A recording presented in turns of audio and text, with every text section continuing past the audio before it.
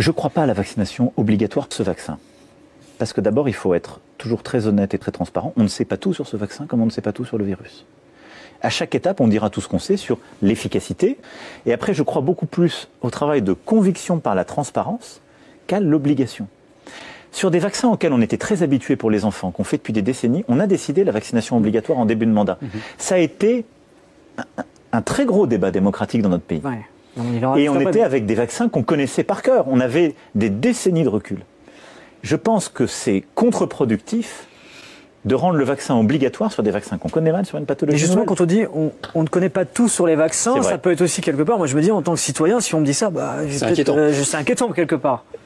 Est-ce qu'on a tous les éléments aujourd'hui pour rassurer les gens de se dire, bon, là, il n'y a pas... Non, on les a pas. Les autorités sanitaires considèrent... que font les autorités de santé quand elles autorisent un vaccin ou un médicament?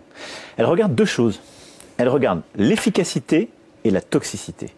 Parce qu'il ne faut jamais oublier qu'un médicament, comme d'ailleurs c'est l'origine du terme pharmacon en grec, c'est à la fois le médicament et le poison.